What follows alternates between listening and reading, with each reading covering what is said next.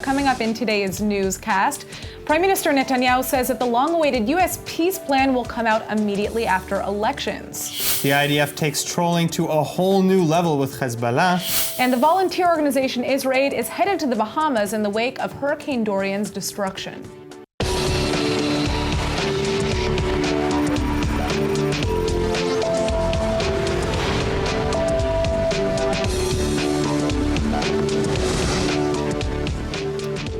Who do you want to be dealing with talks over Donald Trump's deal of the century? Well, that's the question that Prime Minister Benjamin Netanyahu asked last night at a Likud rally in northern Israel, where he announced that the long-awaited peace plan would be rolled out immediately after the elections. The Israeli-Palestinian peace plan has been under wraps for months now, and it was supposed to be revealed over the summer. But not all the plan has been kept in complete secrecy. Trump's senior advisor and son-in-law Jared Kushner revealed the economic side of the proposal back in June during the controversial Peace to Prosperity conference in Bahrain. That side of the deal touts a $50 billion investment package for Palestinian territories, along with Egypt, Jordan, and Lebanon. But the plan did not address politics or territory disputes. The Palestinians have rejected the peace deal outright anyway, continuing with their boycott of the United States administration since Trump's decision to recognize Jerusalem as Israel's capital and cut Palestinian aid. The Israeli Prime Minister, for his part, says he's willing to wait and see the full contents of the plan, but that he will not compromise on Israel's security or evacuate settlements. U.S. officials have indicated that they will support Palestinian autonomy and self-governance, but have not endorsed the establishment of a Palestinian state. And now joining us for more on the release of the United States peace plan and other election concerns, we have former Likud Knesset member Michael Kleiner. Michael, thank you so much for coming in today. Nice to be here. So, just to begin, what are your thoughts on this peace plan? Will it be released? Will it not? How do you think that Israel will deal with it? 2 weeks before the election, I believe it will be released after the election, because all parties want it to be treated seriously, and I am sure that it will be a positive plan from the point of view of Israel. Though I am sure that we will have our reservations, but because it comes from a very friendly source, we will try to comply as much as possible, but keep the interests of Israel first. Netanyahu argued that because of his close ties to Trump, that he is a man who should be discussing this plan. Do you agree with that? Not only because he has close ties with Trump, even if it would have been Obama, I would say that Netanyahu is the right man, because I trust him that he will protect the interests of Israel, and on the other hand will be creative enough to find the common ground with America for a solution which is good for the Middle East. And in the framework of a Middle East that I see from the hints that the Trump plan is giving us from the meeting that we had few weeks ago in Bahrain, I believe that the fact that there will be an economic prosperity in the region will make it easier for all parties to find a solution, a political solution, that will be creative enough that everyone will have the ability to find his ideological satisfaction. Well, one of the main issues, though, here is that the Palestinians are basically outright rejecting any plan. They're boycotting working with the U.S. administration over, Trump's decision What's to... new about it? What's right. new about it? Well, the question then is, would this plan even be applicable in the given state of relations that we're seeing between the U.S. and the Palestinian Authority? I suspect that the plan will have much bigger support among the Palestinian population than among the Palestinian leadership. And maybe one of the ways to promote the process is to try to start a dialogue between the United States, Israel, and other parties with the Palestinian population. One must remember that Abu Mazen is not a young guy, he's not a starter. And I believe the question who will be the successor of Abu Mazen will have a big importance. If it will be somebody who looks forward for the good of his people, I believe we can start negotiating. It will be very tough, maybe with temporary agreements. But I guess we can make progress, that the population will be happy, both in Israel and in the autonomy. What about maybe going through other Arab nations? Do you think that would be better or worse, or kind of the same as going directly to the Palestinian population and avoiding the government? I believe the idea to have the peace with the Arab world and Arab countries is the right idea. But can they promote the United States peace plan properly? I believe that there are some Sunni Arab countries that realize now that they have a lot more in common with Israel than maybe with other parties in the area, Muslims or Arab. And I believe this relationship with several Arab countries, especially in the Gulf, Saudi Arabia, Egypt, the Jordanian kingdom, not all parts of it, but at least the ruling part of it, is they will be the guarantors of an agreement, right. And the solution of the Palestinians can be within and in cooperation with those countries. All right. Well, thank you so much for joining us with this update. All right, moving on. Seemingly as part of its campaign of psychological warfare against Lebanese terror group Hezbollah, the IDF is now taking trolling to a whole new level. On Saturday, the Israeli army's Twitter account made sure to send some happy birthday wishes to Hezbollah chief Hassan Nasrallah. Nasrallah turned 59 on August 31st. The IDF tweet features an animated mock WhatsApp conversation between Nasrallah and his pals, Syrian dictator Bashar al-Assad and IRGC commander General Qasem Soleimani. Then captioning the video message, the IDF writes that it was Hezbollah leader Hassan Nasrallah's birthday on Saturday, and he thought no one remembered. But don't worry, we did. In the animation, Nasrallah creates a WhatsApp group conversation where he accuses Assad and Soleimani of ignoring his birthday celebrations. Assad and Soleimani protest, however, explaining that they've been a bit busy in recent days.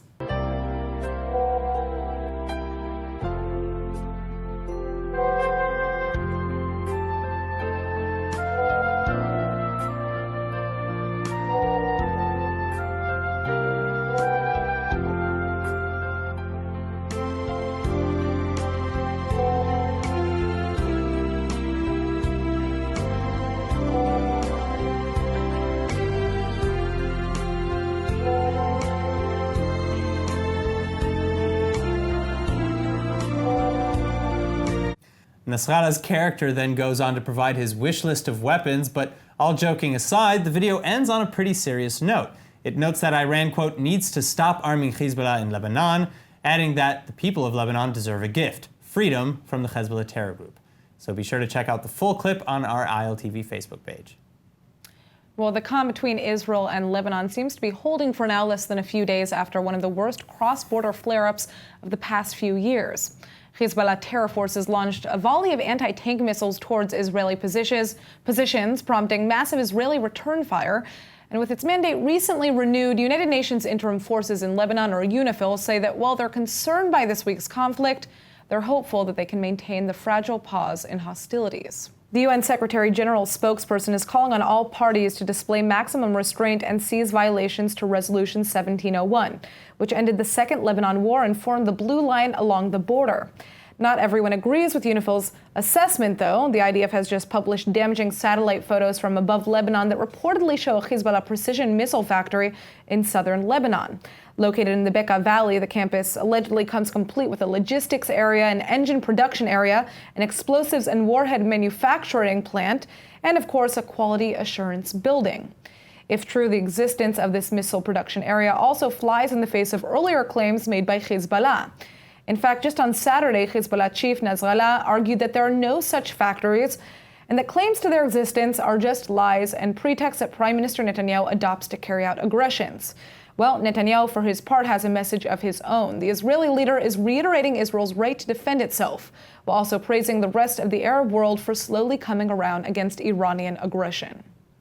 אני מברך על האמירות של שרי החוץ של בחריין ואיחוד האמירויות נגד תוקפנות חיזבאללה. הם גינו את אוזלת ידה של לבנון, שמאפשרת לארגון הטרור חיזבאללה לפעול משטחה נגד ישראל. זה נשמע כמו ימות המשיח, אבל זה מראה על שינוי יסודי שמתרחש במזרח התיכון. כי גם העולם הערבי מבין שהתוקפנות האיראנית מסכנת לא רק את ישראל, אלא גם את האזור כולו. אני קורא למדינות נוספות להתייצב אל מול התוקפנות של איראן וגרורותיה. Joining us now with more on the security situation in the north, please welcome founder and executive director of the Israel Institute for Strategic Studies, Dr. Martin Sherman. So starting with Hezbollah, how long do you think this so-called calm will last? Well, I think that's anybody's guess, unless you think that the Hezbollah is amassing all these armaments just for show, that someday they're going to use it. And the big question that Israel must ask itself is, are you going to let Hezbollah choose the time and the place of the attack? And that's, I think, is a question we should be addressing very seriously. I think years of complacency have allowed a terrorist nuisance to become a strategic threat. So now, with UNIFIL on the border and their mandate renewed, do you think that they might have any actual effect on anything, that they will be more effective in this conflict, or is it kind of going to be more of the same, in your opinion? Well, the short answer is no. I think that international peacekeeping forces have had a very dismal record, whether it's in Lebanon or in the Balkans. They do not have the resolve or the motivation to face down serious violence against one side or the other. So I think it would be a very tenuous element to base Israel's security on. So let's talk about Iran a little bit here. Now, we've just seen new sanctions from the United States on Iran's space agency. We've also, there's been the discovery of a new Iranian base on the Syrian-Iraqi border. Big surprise. Big surprise. Part of their corridor. So how should the United States? How should Israel be dealing with this? Well, put it this way, we've talked about this before in the studio. There's going to be no consensual resolution of the Iranian threat. It's going to be coercive. The only question is it going to be coercive with kinetic force or coercive only with a credible threat of kinetic force? The Iranians aren't going to slap their foreheads one day and say, have this epiphany and say, gee, we realize what we've been doing is wrong. So in the short run, they have to face a credible coercive threat. In the long run, the goal must be regime change, because this regime, its DNA, is aggression against Israel and wider spreading of its Islamic ideology. So what about all the sanctions? Because as Natasha just mentioned, the United States just upped sanctions now against the Israel Space Agency. They're also massive. Iranian Space Agency. I'm so sorry. Yes, against the Iranian Space Agency. I misspoke. But they're saying that they're basically going to continue enriching uranium if these sanctions aren't lifted. I think the road to a solution suffered a great setback in 2015 when the Obama regime placed a false dilemma in front of the world, saying it's either this deal or war, which it obviously wasn't. Iran is in a bad place. There's a lot of domestic dissension, there's ethnic strife, there's unemployment, there's a massive water crisis which is going to cause huge displacement of tens of millions of people. So Iran is not really in a position to threaten credibly over a long period of time. The question is, how much stamina is there behind these sanctions? And of course, I think that depends on the outcome of the American elections. All right. Well, Martin, thank you so much for joining us. Thank you. Coming back to Israeli elections, Blue and White Party leader Benny Gantz is shocking the nation, saying now that while he would still sit with the Likud party, he will neither sit with Netanyahu nor the right-wing religious parties in a unity coalition government. This new policy marks a sharp turn from Gantz's previous efforts because until now, the Blue and White leader has been trying to maintain good relations with all potential political partners. Instead, this new rhetoric more closely fits with that of Blue and White's number 2, Yair Lapid, and Israel Beitenu leader Avigdor Lieberman.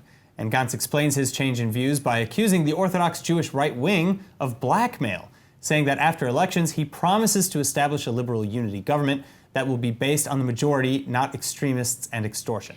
The religious parties, Shas and United Toward Judaism, however, accuse Gantz of trying to sow divisions in Israel while lacking morals and a backbone. They also claim that after trying to conceal his opinions for as long as possible, Gantz has finally revealed that there's no difference between him and his Blue and White partners.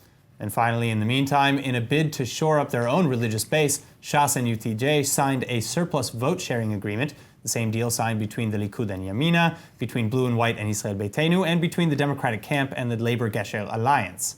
Vote-sharing agreements, which are regularly used tools in Israeli elections, allow parties to combine and keep extra votes that don't add up to the whole Knesset seats. 7 people are reported to be dead amid Hurricane Dorian's sweep of the Bahamas. Now the Israeli NGO IsraAid is headed to the scene of devastation. 13,000 homes have been damaged or destroyed in the hurricane's 295-kilometer-per-hour wake.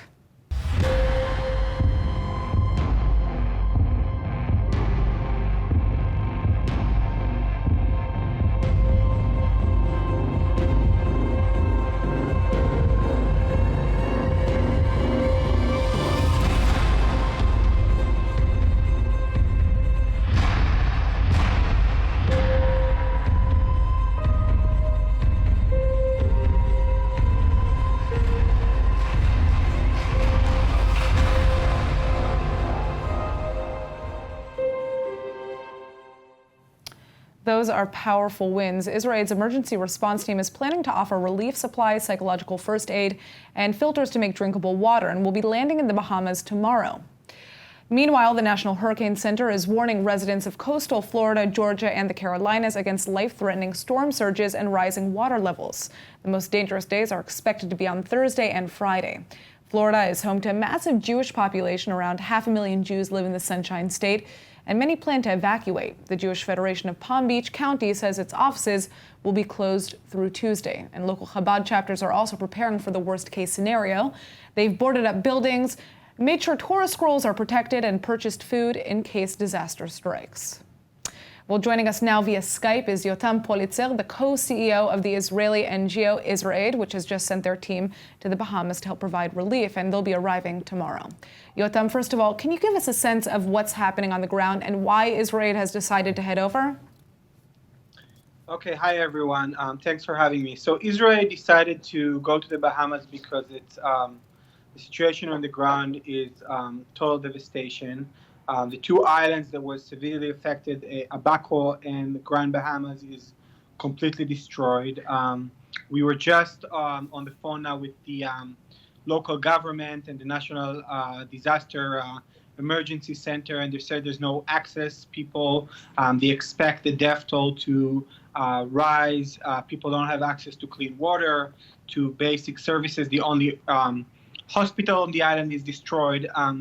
You can only get there right now by helicopters.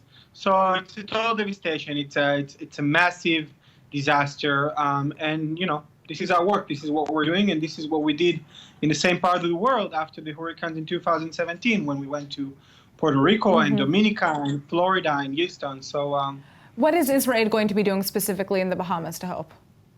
We're going to do three main things. We're going to distribute relief supplies, very basic items for the most essential needs. We're going to provide psychological support, and we're going to have a team of water specialists who can provide water filters and provide people with access to clean water. So how can people help from home? So the most important thing that we need right now, and it's a real challenge because it's a part of the world that's very remote, and unfortunately the news cycle is so quick. So any kind of financial support through our website, through our social media would be highly appreciated. We're also looking for specific skilled volunteers, specifically people who are water engineers or trauma specialists, so they can all go on our website and sign in. And we also need help so more people know about the situation on the ground and the fact that IsraAid is there to help. So any kind of sharing on social media or press related would be extremely helpful.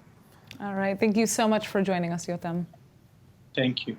All right. Now, is it true that you get what you pay for? We sure hope so. But Laura Ziff, a tourist from the United States, was charged 10,000 shekels for a shawarma plate in the old city of Jerusalem. That's nearly a whopping $3,000 for a dish that typically costs around $10. Well, joining us with the details is ILTV correspondent Shana Fold. Now, this is a pretty crazy story, right, Shana? I would have been so frustrated. I will tell you that the owners from the restaurant, which is called Old City Shawarma, apparently told Ziff that she'd be reimbursed, but it's been 3 weeks since what they say is a mistake, and still no cash back. So Ziff did what any person in 2019 would do, which is take to secret Jerusalem. Obviously. And Facebook, she everybody, Facebook. told the Facebook community. People started getting crazy about it, and she asked for help in finding the owners. And so what happened there? What did they say? So things got pretty heated, and after she got some coverage and people helped her locate the name of the place and the name of the owners, an employee from that restaurant came out saying that this isn't the first time. Oh, wow. So the restaurant apparently has been pulling tricks, and a few times has charged people in the wrong currency or not put prices on menus so that people don't know how much they're ordering. Right. Okay. So this is obviously, I mean, I remember this. This is an international issue, okay, that happens in every country. But I remember specifically in 2016, I think it was, there were 8 Chinese tourists who went to eat hummus in Abu Ghosh near Jerusalem and were charged $4,000. This is not the first time that this has happened. But I mean, what are some tips that you have in terms of how you can avoid ending up in that situation? Well, that is some expensive hummus, I will tell you that. I've certainly been swindled out of some money, but when I got swindled, it was a couple of shekel for some tomatoes and cucumbers at the shuk. So I'll say that luckily that hasn't happened to me. A couple of things that I think is important to do if you don't speak the language, when you get your receipt, and by the way, you should always hang on to your receipt because a lot of shop owners here will just throw it in the trash before you get to take a look at it. Right. Is you can take out a pen, write what it was and how much money you spent, so that if the language is foreign to you and you don't know, you can go back and review and find your stuff. You can always use the court of public opinion afterwards. Yeah, as well. absolutely. Seems to be pretty Absolutely. effective. Well, I need to start doing that, but I think also another thing that tourists get confused about is tipping as well, and that's where they can really get you too. Well, it changes, and who do you tip? Yeah, How much? It's all different. It's all very cultural. What is it? Why don't you tell our audience, what tipping is like here in Israel? So, well, when I go internationally, I just have no shame. I walk up to people in restaurants while I'm sitting there. I'll reach over and say, hey, what is the tipping situation here? How much should I be giving? And I've found that in Israel, it's about 10 to 15%. 10 for bad service, 12 is right in the middle, and 15 if you really want to get a waiter to smile at you. All right, well, those are all the tips that you need to know, Shanna. Thank you so much for joining us. Right, a 3-meter-long embroidered Israeli flag is now hanging outside the Jewish quarter in the old city of Jerusalem. And it's not only a work of art, but a global tribute created to honor Ori Ansbacher, the 19-year-old who was raped and murdered in February by a terrorist from Hebron while she was walking through a wooded area in Jerusalem. And here with the story is Nittany Manson. So Nittany, first of all, thank you for joining us. But from what I understand, the flag has pieces of embroidery from people all over the world. Is that correct? Yeah, that's correct. And it even gets more heartwarming. The woman behind the tapestry is Batsheva Sadan, who has put aside her pain to make this really come together. Sadan's parents were killed 16 years ago in a terror attack, and she used her emotion from that incident to really fuel the concept and get women from 11 different countries to contribute 5,200 pieces of embroidery towards the flag. Wow. That must have been a huge effort. How did she get the project going? Well, as most things these days come about, it was Facebook. Sadan actually asked friends on social media to use embroidery as a way to express their feelings, and more people came out than she really expected. Do you think it was effective? Absolutely. Not only was it emotional, but the variety of participants was really impressive. One woman actually used a piece of fabric she brought from the Bergen-Belsen concentration camp. Another worked with part of her late brother's IDF uniform. Some of the embroiderers joined because they had special connections to Ansbacher, including her kindergarten teacher, actually, and students from Sadan's school. One of them who actually, she learned to embroider for this project. That's dedication. So that's it? Is the project finished? Actually, Sadan is still working to get more money for the project so she can finish it and hang it in other prominent spots around the country. All right, well, we certainly wish her the best of luck. Nittany, thank you so much. My pleasure. All right, let's take a look at the weather forecast. Tonight should be partly cloudy and warm with a low of 77 or 25 degrees Celsius. And then tomorrow, you can expect a slight rise in temperatures to a comfortable high of 87 or 31 degrees Celsius. And that is it for today's news. Today's exchange rate is 3.53 shekels to the American dollar. For more news from ILTV, please be sure to go onto Facebook and follow us. Like our page on Instagram. I'm Aaron Porras. And I'm Natasha Kirchek. Thanks so much for watching.